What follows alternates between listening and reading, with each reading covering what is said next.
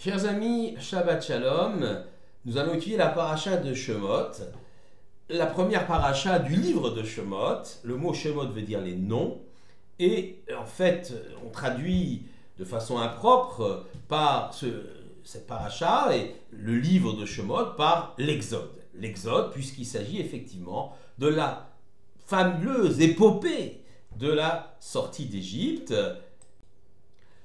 Cette aventure incroyable de la naissance du peuple juif, de la marche vers la liberté, cette formidable histoire, reprise d'ailleurs par les non-juifs comme quelque chose d'extraordinaire, de fabuleux, un véritable marqueur de l'histoire du peuple juif, marqueur également pour l'humanité. Alors, cette sidra de Shemot, cette paracha de Shemot, commence par l'attitude du pharaon qui a littéralement encerclé, pris les Hébreux dans une nasse. Ils étaient venus de bonne foi, accueillis par le pharaon précédent et par Yosef, le vice-roi d'Égypte, parce qu'il y avait la famine en Israël, dans la terre de Canaan, et les voilà que le pharaon donc va les encercler, user d'un stratagème assez particulier qui va faire d'eux des esclaves. Alors, il est écrit Vayakom Melech Hadash, un roi nouveau s'est levé, qui ne connaissait pas Yosef. Il y a là-bas une discussion rapportée par Rachi, une discussion du Talmud entre Rav et Shmuel. L'un dit qu'il s'agissait vraiment d'un nouveau roi. Alors, nouveau roi ou nouvelle dynastie. Le roi n'a pas non plus vécu des siècles, depuis Yosef jusqu'à l'épisode de Shemot, de la sortie d'Égypte. Donc, une nouvelle dynastie hostile aux Hébreux, alors que la précédente y était favorable. Les historiens, les archéologues nous expliquent que la dynastie qui a accueilli Yosef, ce sont les Hyksos, une dynastie d'origine sémite, donc avec des liens ethniques, si on peut dire, avec les Hébreux, alors que le nouveau roi dont il est question dans la Sidra Shemot, lui vient de l'ancienne dynastie d'Égypte, qui reprend le pouvoir et qui va considérer donc les Hébreux comme les amis de la dynastie précédente, de la dynastie usurpatrice, et donc considérés comme suspects, comme ennemis intérieurs. Et effectivement, c'est ce qu'on voit dans le texte. Le pharaon se pose la question, il discute avec ses conseillers. Le peuple d'Israël est trop nombreux, devenu trop dangereux. Ils vont se joindre en cas de guerre. Ce sont les éléments de l'antisémitisme qui sont ici portés. Le pharaon est certainement le premier antisémite de l'histoire, utilisant le fameux argument de la cinquième colonne, c'est-à-dire de gens qui sont à l'intérieur du pays et qui sont des traîtres finalement et qui veulent renverser le pouvoir. Tout cela donc amène le pharaon à prendre des mesures terribles. D'abord l'esclavage. Alors il le fait de façon assez subtile, puisqu'il convoque l'ensemble des citoyens d'Égypte pour des grands travaux d'utilité publique, et puis au fur et à mesure les Égyptiens disparaissent des chantiers et il ne reste plus que les Hébreux.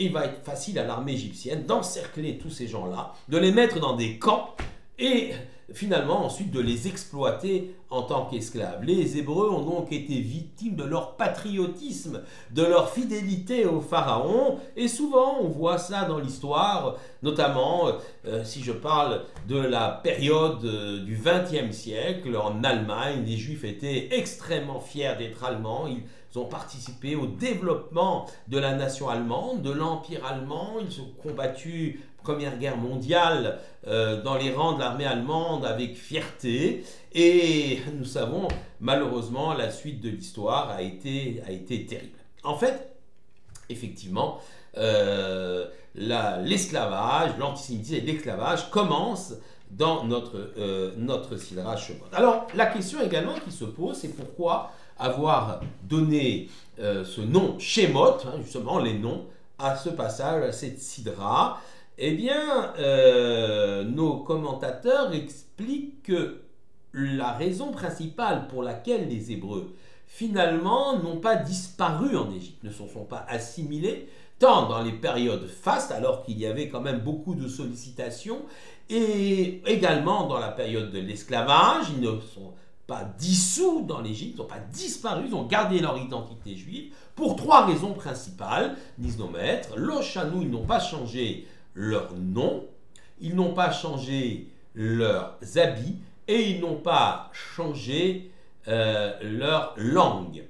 Alors, ces trois éléments sont des marqueurs forts de l'identité. Si on prend d'abord les habits, malboucham, leurs habits, eh bien, on peut considérer que l'habit est quelque chose qui va lancer un signal à l'extérieur. La façon dont je m'habille marque mon identité. Je m'habillerai d'une certaine façon, j'envoie des signaux à l'extérieur. Pour moi-même, j'assumerai une certaine identité, notamment pour ce qui concerne les juifs, le port de la kippa, le port du talikata, des tzitzit, tout cela, ce sont des marqueurs identitaires qui peuvent être assez forts. Et donc, par conséquent, les Hébreux ont gardé leur identité par leurs habits. Deuxième élément, ils n'ont pas changé leur langue. Alors ça, c'est intéressant également, car nous savons que la langue est le véhicule de la pensée.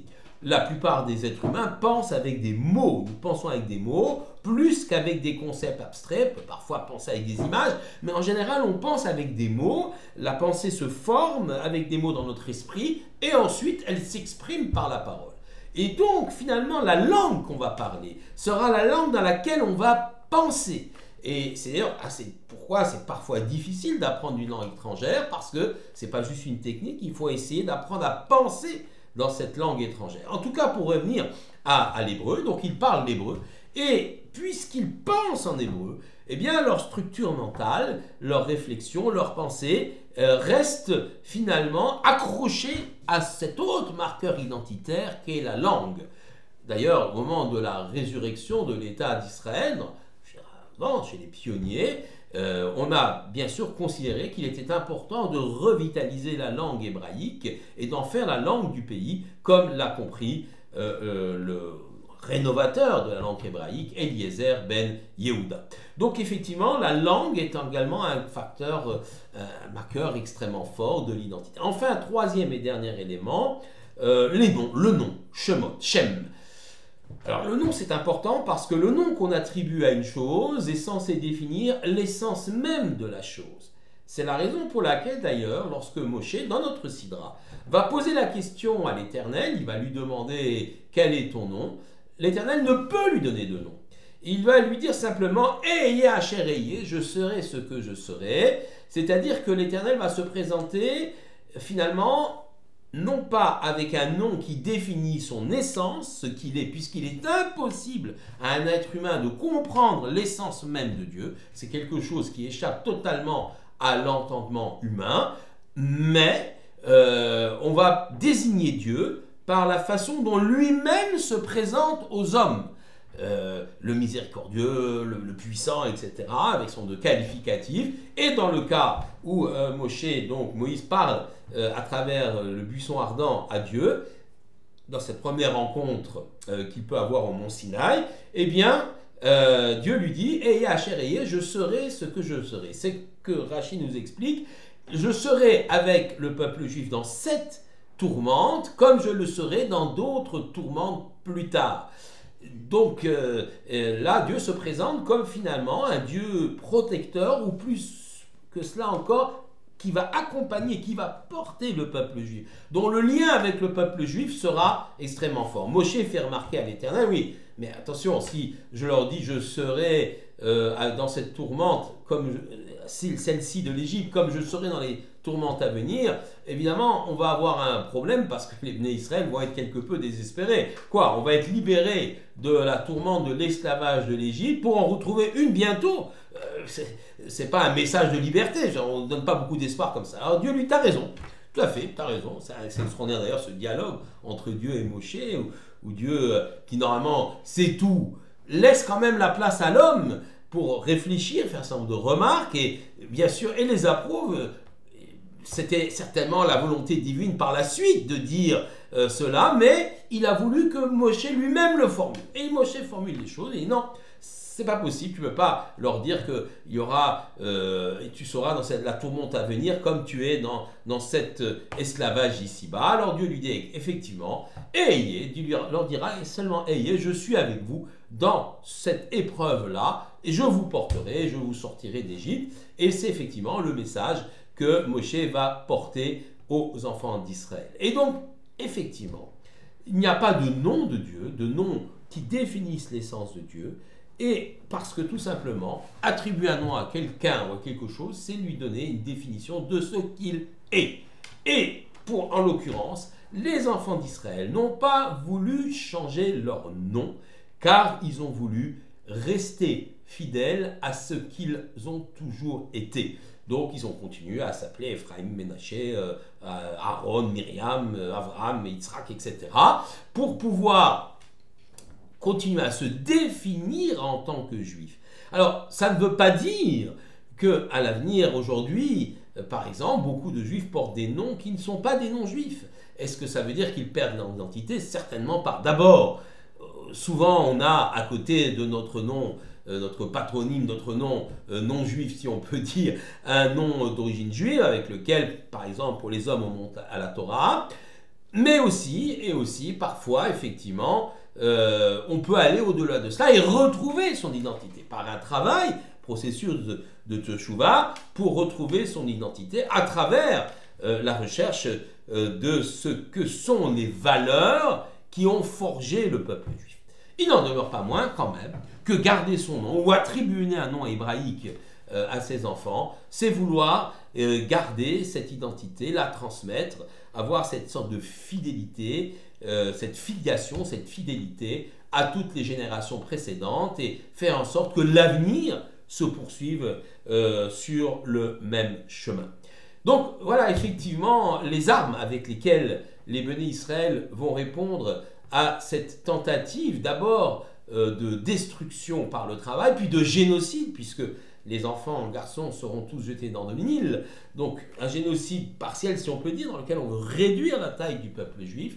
Mais il faut comprendre aussi que l'esclavage a été également une volonté pour le pharaon, non seulement d'utiliser de la main-d'œuvre gratuite pour construire les villes d'Égypte, les pyramides, mais aussi d'annihiler, d'écraser ce peuple, de faire disparaître du peuple d'Israël toute indépendance, toute originalité, toute identité même.